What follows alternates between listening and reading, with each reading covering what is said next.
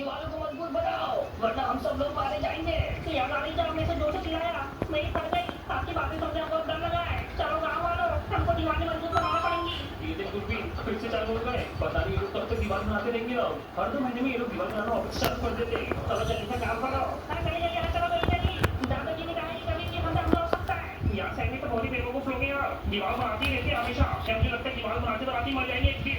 यहाँ कोई टाइटन नहीं आने वाला। लेकिन वो दादाजी ये चुके थे कि कभी भी वो जमीन टाइटन्स हमारे गाँव पे हमला कर सकते हैं। या उसकी बात बता रहे हो? वो तो पीके बोलता भाई पीके। यार तुमने देखा नहीं है क्या? आज तो उसकी बोतलें पड़ी रहती हैं नशे के हाथ में, जो भी पकता रहता पगला वो। लेकिन कभी उनकी बात सच निकली तो उन्होंने बताया है कि टाइटन बहुत बड़े बड़े राक्षस हैं। उनके सामने दीवार कुछ भी नहीं है। अब इसका मतलब बिल्कुल टेंशन मत लो। लेकिन एक सेकंड, तू गोल हारने की क्यों घूम रहा है? क्या सोच रहा हूँ कि गाँव के बाहर थोड़ा सा दान करके आ जाओ। दीवार से बाहर बहुत गरीब लोग रहते हैं, लेकिन इनके जाकर तरफ से जा और जल्दी से वापस आना। चलो चलता हूँ से बाहर और जाके गाँव के गरीबों को थोड़ा सोना बांट देता हूँ। लेकिन पता नहीं जमीन आगे इतनी क्यों मिल रही है। शायद कोई भूखा वगैरह आ रहा है। अरे एक सेकंड, ये बाहर से कौन आ रही है? ऐसा जानवर तो मैंने जिंदगी में आज तक कभी नहीं देखा। अरे बाप रे, कौन है ये पगला? ये तो बहुत ही अजीब लग रहा है। अच्छा दादाजी इसके बारे में बता रहे थे, ये टाइटन के बारे में। लेकिन ये तो बहुत ही छोटा है यार, इसको तो मैं यूं टपका दूंगा। दादाजी का मानना है कि हमको खाना चाहता ही है, लेकिन इसको तो मैं खा जाऊंगा। चलो जाओ तो फटाफट से और अपना हथियार लेके आता हूँ। मैं आ चुका हूँ और अब खाऊंगा, तबाह कर दूंगा सब कुछ।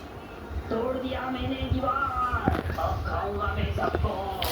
अरे हमारे गाँव में टाइटन आ गया, टाइटन भागो भागो। अरे क्या भाग रहे हो तुम लोग? ये टाइटन से, ये टाइटन को तो टक्की मारूंगा मैं। देखो इसने हमारी दीवार तोड़ी है जो हम कहीं से बना रहे थे। अबे ओ उनसे पहले भाग जा, वरना हमसे बुरा कोई नहीं होगा। मैं भागने नहीं, खाने आया हूँ तुम लोगों को। मैं तो मेरे गुस्से को जानता नहीं है, बहुत डेंजर आदमी हूँ मैं। हट जा साइड में।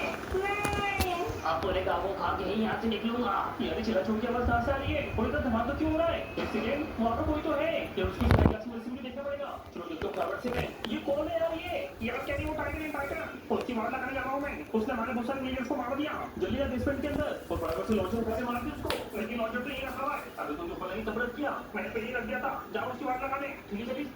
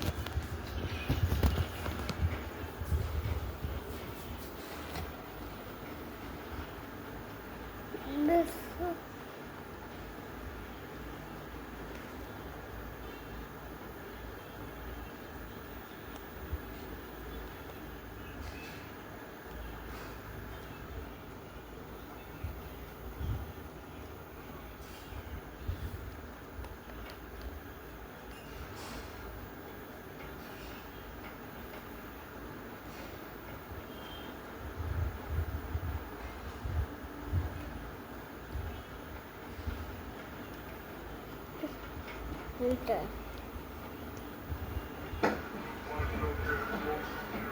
Winter kawan.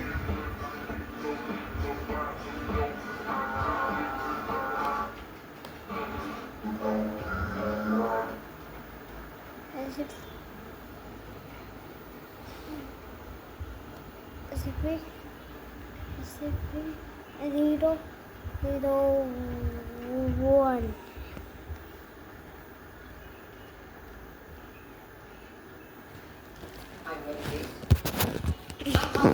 So how do I skip on one thing that's closest to my skin? Enamel bamboo cotton. 3x softer than cotton, no rash, no digging, no pulling. I wanted to choose softness. Why would you go back? Enamel bamboo cotton. It's not just a drop, it's a wellness routine. You've got to try it. Enamel. Innovations that sync with me. SCP-001 SCP foundation का सबसे ज्यादा mysterious identity. कौन है SCP-001 और ये बात क्यों नहीं अभी तक डिस्क्लोज की गई है? SCP-001 के लिए कितने प्रपोजल्स आए हैं और उनमें से कौन है असली SCP-001?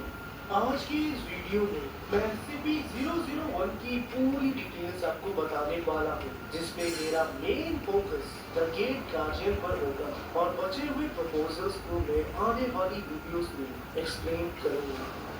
दोस्तों इतना तो क्लियर है कि SCP-001 SCP फाउंडेशन की लिस्ट का सबसे पहला एंटिटी है, इसलिए ये कोई नॉर्मल सेफ एंटिटी तो नहीं हो सकता है। फाउंडेशन के रिकॉर्ड्स में SCP-001 को अननोन फिगर बताया गया है और इसकी पूरी जानकारी सिर्फ ऊपर हाई क्लास मेंबर्स यानी O5 काउंसिल के पास ही है और उसके अलावा किसी और तक ये जानकारी पहुंचना नामुमकिन है। अगर कोई फिर भी ये जान ले कि SCP-001 कौन है, तो इसके बाद उसका बचना नेक्स्ट टू इम्पॉसिबल हो जाता है। SCP-001 के लिए 30 से भी ज्यादा प्रपोजल्स आए हैं, जिनमें से कई सारे लोगों का ये कहना है कि 30 के 30 एंटिटी SCP-001 है। उन्हीं में से कई लोगों का ये भी कहना है कि real SCP-001 the gate guardian या द स्कारलेट किंग है। तो चलिए जानते हैं कि आखिर सच्चाई क्या है। दोस्तों, सबसे पहले इस प्रपोजल को नजर आएगी और फिर हम जानेंगे द गेट गार्जियन के बारे में।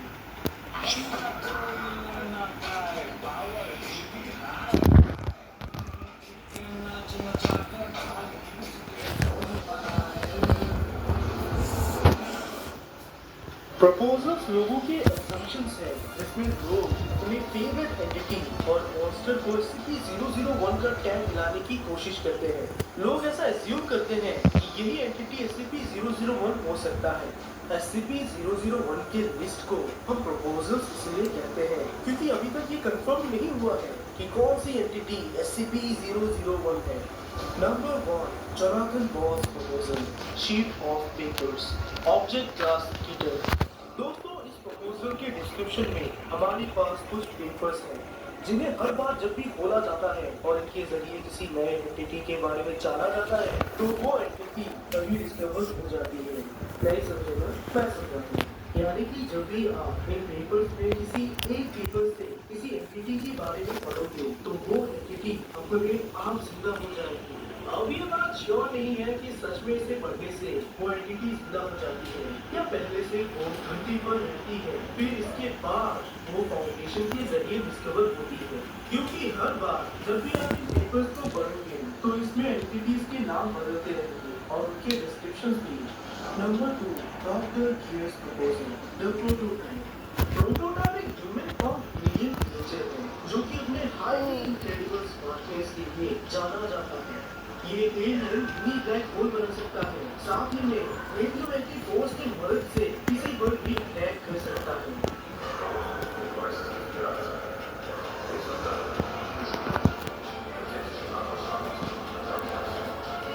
डिस्क्रिप्शन में इसके बारे में ज्यादा कुछ बताया नहीं गया है, पर जब मैंने इस पर थोड़ा सा रिसर्च किया तो मुझे ये पता चला ये SCP फाउंडेशन के अर्ली डेज में पकड़ा गया एंटिटी है।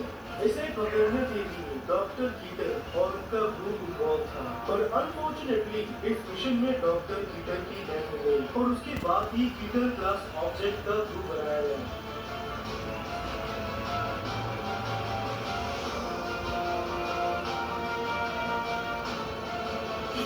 वो समझ में आया यारो, कीटर क्यों कहा जाता है? ये एंटिटी कितना खतरनाक है, इसका अंदाजा आप इस बात से लगा सकते हैं कि इस एंटिटी के लिए ही कीटर क्लास ग्रुप बनाया गया था। जल्दी ही किसी और वीडियो में हम SCP-001 द प्रोटोटाइप के बारे में भी जानेंगे। यार, मैं अभी जिंदा हूँ तो ढेर सारे वीडियोस आने वाले हैं और कसम से एक से बढ़कर एक। ऐ खुदा, तू बोल दे तेरे YouTube को, तेरा यार ऑनलाइन आया है, उसे लुकबक की वीडियोस दिखाई जाए। Number 3, doctor Clef proposal, the gate guardian. दोस्तों, द गेट गार्जियन एक ह्यूज एनर्जी बीइंग है, जो कि अपने ह्यूज स्वॉर्ड के साथ गार्डन ऑफ ईडन की सुरक्षा करता है। ये एंटिटी टाइग्रिस और यूफ्रेटिस रिवर के बीच में रहता है और इसे SCP-001 का सबसे प्रबल दावेदार माना जाता है। बहुत सारे लोग मानते हैं कि गेट गार्जियन ही SCP-001 है और आज की वीडियो में हम द गेट गार्जियन की ओरिजिन और पावर की बात करेंगे। तो सबसे पहले गेट गार्जियन को काबू में कैसे किया गया, कैसे SCP फाउंडेशन ने गेट गार्जियन का पता लगाया।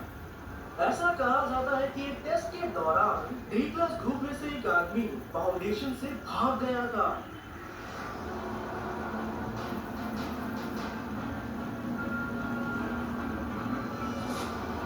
अपनी जान पर खतरा देखते हुए उसने भागना सही समझा। वो भागते भागते टाइग्रिस रिवर के नजदीक पहुंच गया था। उसके पीछे एससीपी गार्ड्स अपने हेलीकॉप्टर से आ रहे थे। उस डी क्लास पर्सनल को यह अंदाजा भी नहीं था कि वो कहां पर आ चुका है। उस आदमी ने जब पहली बार द गेट गार्जियन को देखा तो उसकी आंखें फटी की फटी रह गई। उसके पीछे गार्ड्स भी आ रहे थे।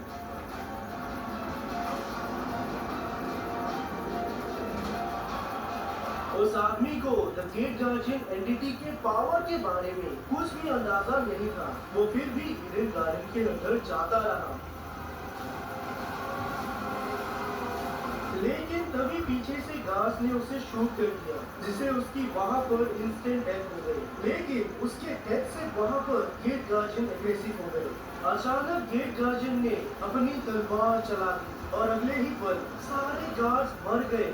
ऐसा कहते हैं कि उसके तलवार चलाते ही वहां पर मौजूद सारे लोगों की एग्जिस्टेंस ही मिल गई। और यहाँ पर हमें पहली बार गेट गार्जियन के बारे में पता चलता है। इस तरह से सबसे पहली बार एससीपी फाउंडेशन के एनकाउंटर में गेट गार्जियन आया था। पर इसके बाद भी सबसे बड़ी मिस्ट्री ये बनी रही कि गेट गार्जियन की ओरिजिन क्या है। ये सब कुछ हम आगे वीडियो में जानने वाले हैं, पर उससे पहले हम गेट गार्जियन की थोड़ी पावर्स और एससीपी फाउंडेशन के साथ कुछ इनकाउंटर्स देखते हैं। जैसा कि मैंने बताया, गेट गार्जियन 1000 फीट लंबा ह्यूमनॉइड एनर्जी फिगर है जो टाइग्रिस और यूफ्रेटस रिवर के बीच में ईडन गार्डन को गार्ड करता है। इसके बड़े बड़े एनर्जी विंग्स हैं जो इसे सराउंडिंग से पावर पोजेस करने में मदद करते हैं।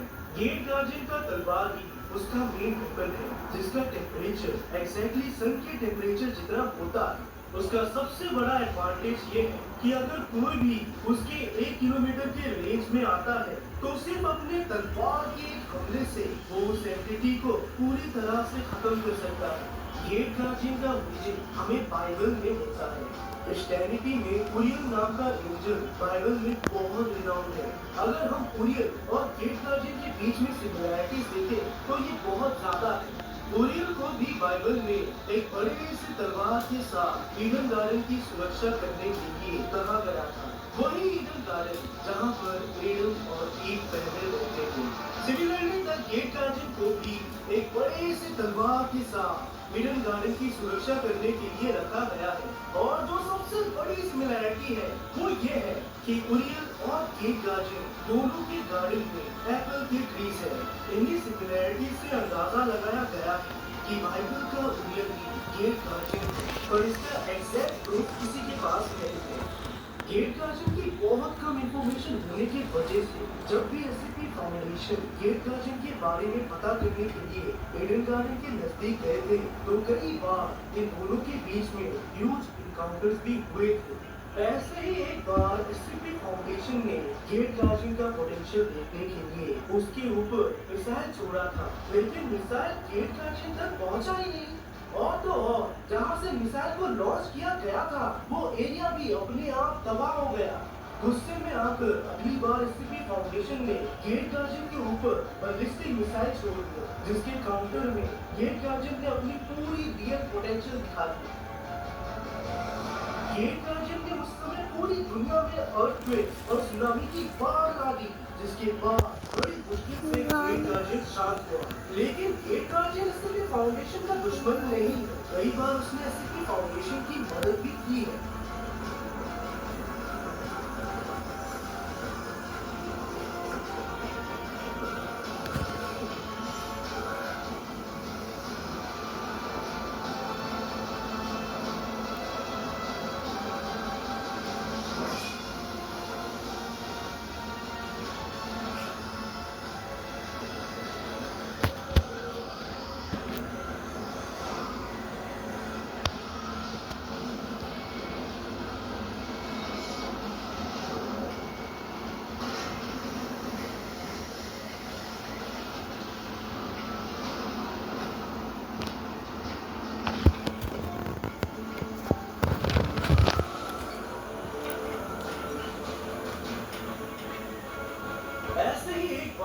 SCP-682 फाउंडेशन से भाग गया था तो उसे हराने में गेट गार्जियन ने SCP फाउंडेशन की मदद की, जिसके लिए गेट गार्जियन के सिर्फ 3 शॉट्स के स्ट्राइक ही SCP-682 को मारने के लिए काफी थे। तो दोस्तों यही थी SCP-001 की ओवरऑल हिस्ट्री और गेट गार्जियन की एक्चुअल ओरिजिन और स्टोरी। बचे हुए SCP-001 प्रपोजल को मैं अगली कई वीडियोस में एक्सप्लेन करता रहूंगा। तो मिलते हैं अगले वीडियो में।